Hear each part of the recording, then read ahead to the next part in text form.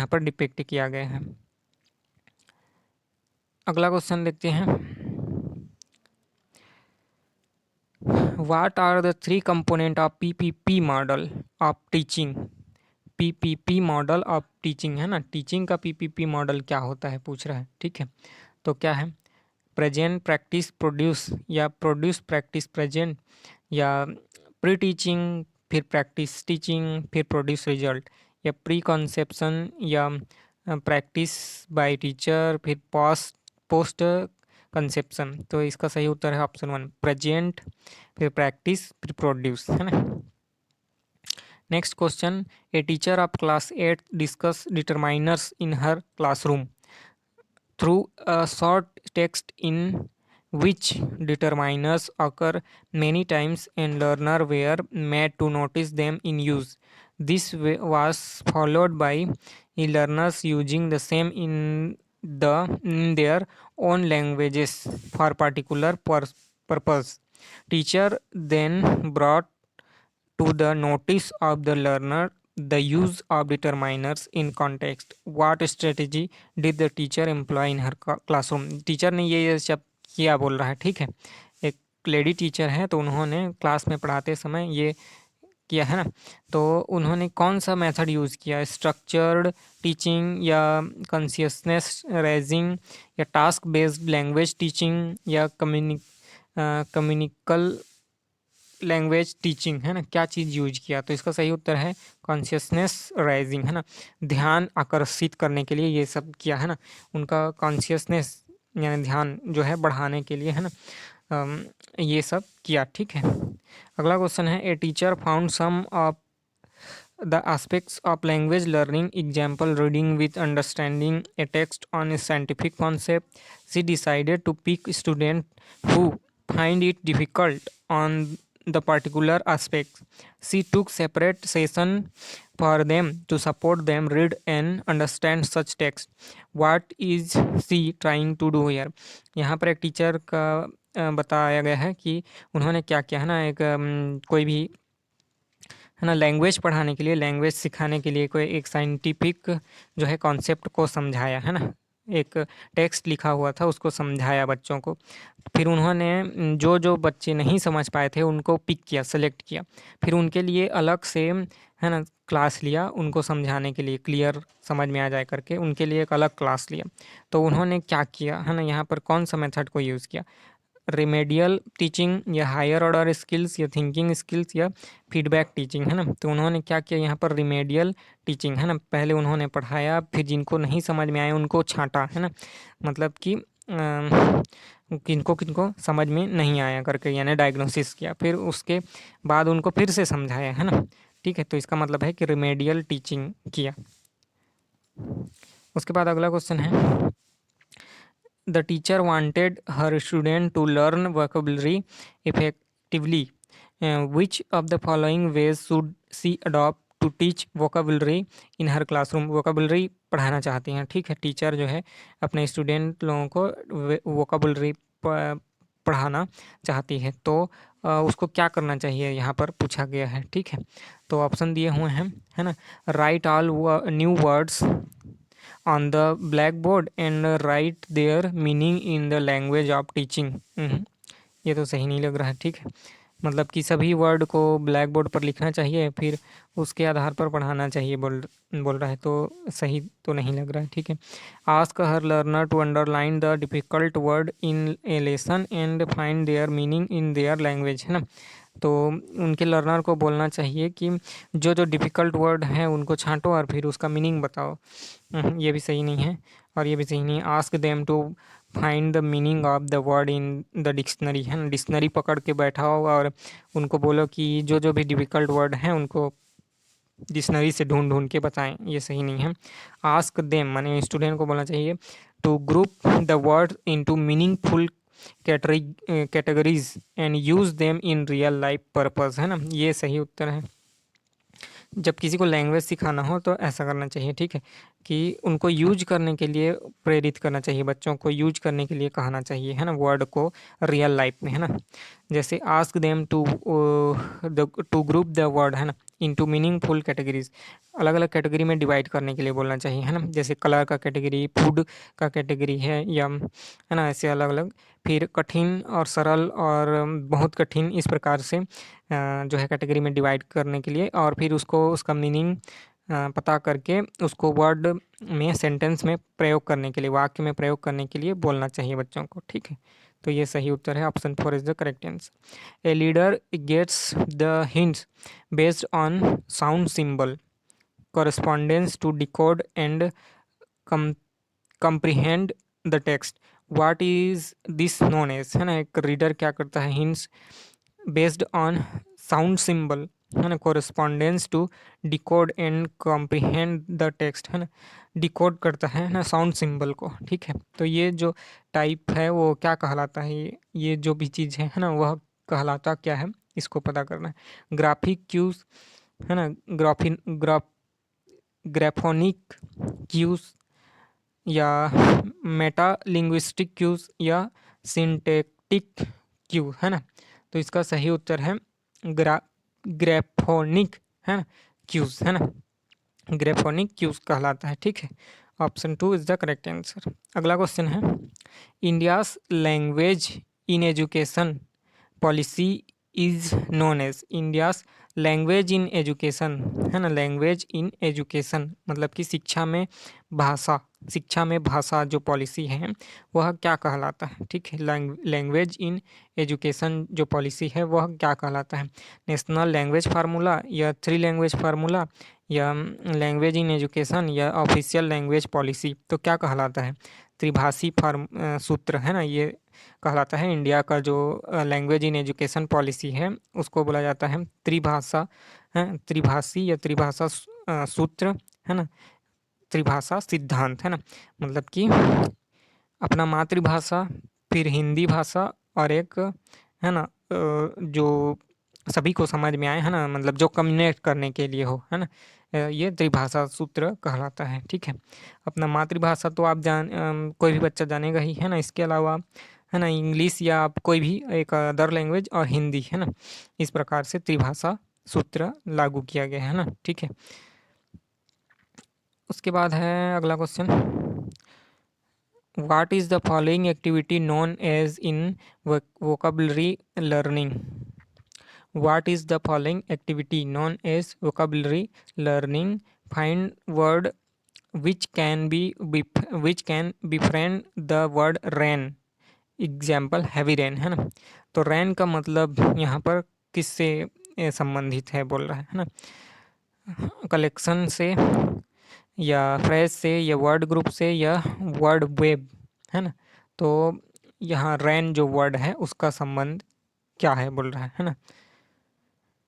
Vocabulary learning में, है ना, एक वर्ड है रेन, और उसको जो है वो यहाँ पर जो है उसको सब प्रयोग किया है हैवी रेन करके।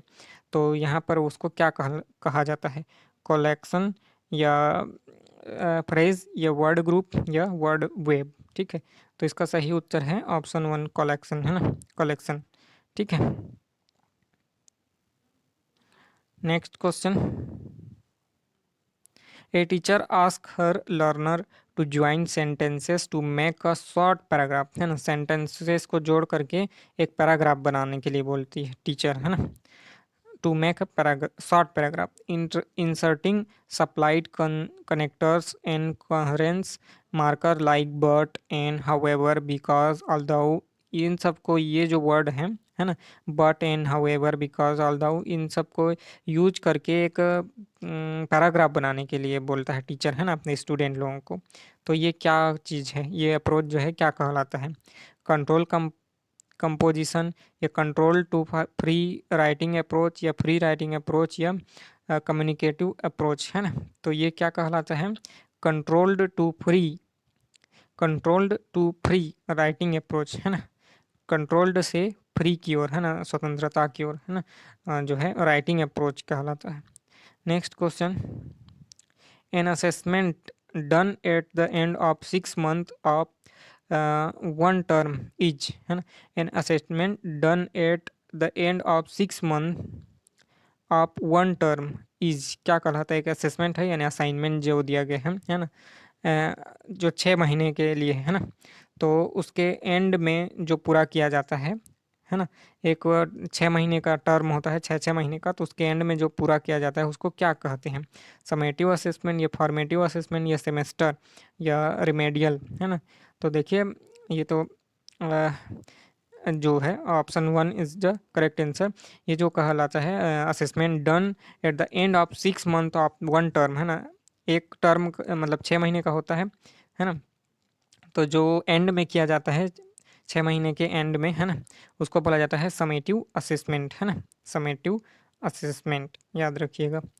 अगला क्वेश्चन है, a teacher asks her learner of class 8 to read a novel by an Indian author and ask them to write an essay giving their views on the novel. What is this known as reading activity, है ना। एक जो teacher है अपने student लोगों को या learner लोगों को बोलता है कि एक किसी भी इंडियन राइटर का नावल जो है पढ़िए, है ना, नावल पढ़िए और उस नावल के के आधार पर, है ना, उसमें जो उसका व्यू है ना, जो राइटर का नॉवेल का राइटर है उसका जो व्यू है या उसका थॉट है उसके आधार पर एक ऐसे लिखिए, है ना, निबंध लिखिए। तो इसको क्या बोला जाता है? ठीक है, ऑप्शन दिए हुए हैं, इंटेंसिव रीडिंग या एक्सटेंसिव रीडिंग या रीडिंग फॉर इंफॉर्मेशन, सॉरी, या स्कैनिंग, है ना। इसको क्या कहा जाता है? इंटेंसिव रीडिंग या एक्सटेंसिव रीडिंग या रीडिंग फॉर इंफॉर्मेशन या स्कैनिंग। ठीक है, तो इसका सही उत्तर है ऑप्शन 2, इंटेंसिव रीडिंग, है ना। इसको कहा सॉरी एक्सटेंसिव रीडिंग, इसको कहा जाता है extensive reading. Next question is, a teacher selected a text from a newspaper and dropped every fifth word and asked her learner to supply the missing words, है ना। What is a test known as, है ना। ये जिस प्रकार का test है इसको क्या कहा जाता है? क्या करता है टीचर की सेंटेंस लिखता है और 5वां वर्ड को छोड़ देता है, फिर आगे लिखता है और 1 2 3 4 करके 5वां को फिर छोड़ देता है, फिर आगे लिखता है और फिर 5वें को छोड़ देता है। इस प्रकार से हमेशा 5वें शब्द को छोड़ देता है और बच्चों को बोलता है कि उसमें फिल करो, है ना, जो 5वां शब्द है उसको। तो इसको क्या कहा जाता है? Cloze test, fill in the blank test या कंप्लीट द कंप्रिहेंसिबल पैराग्राफ या राइटिंग टेस्ट, क्या कहलाता है? इसको कहा जाता है क्लज टेस्ट, है ना। एक क्लज टेस्ट, इसको बोला जाता है क्लज टेस्ट। अगला क्वेश्चन है, multilingualism as a strategy is, है ना। मल्टीलिंगुअलिज्म मतलब बहुभाषितावाद, है ना, या हाँ बहुत से भाषा जानकार होना या जानना, है ना, यह क्या कहलाता है? Using the language of learner for teaching learning of languages and concept subject, सही है।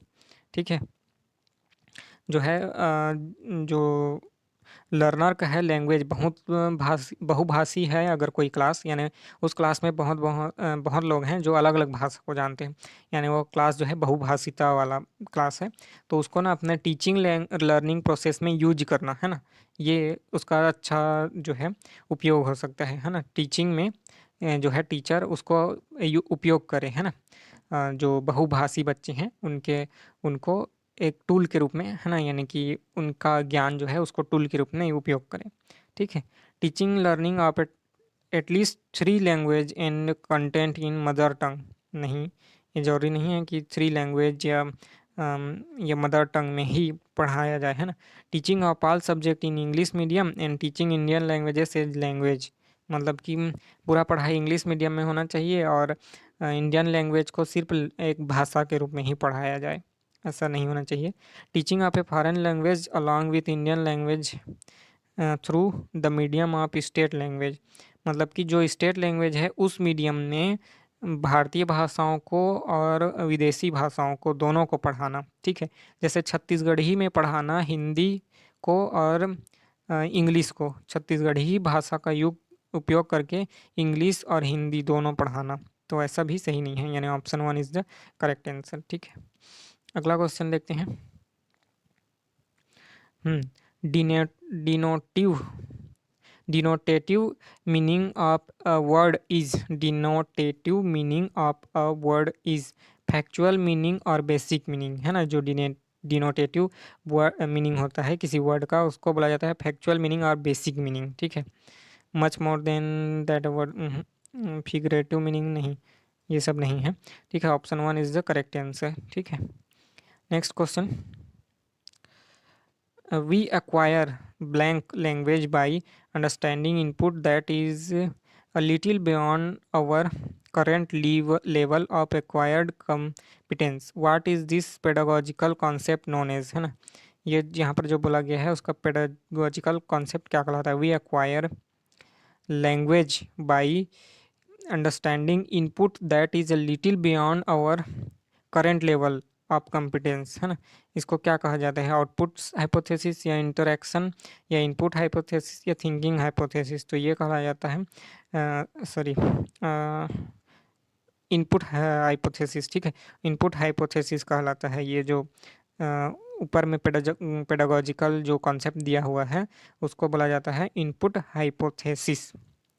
अगला क्वेश्चन है, what is the status given to English by the Indian constitution.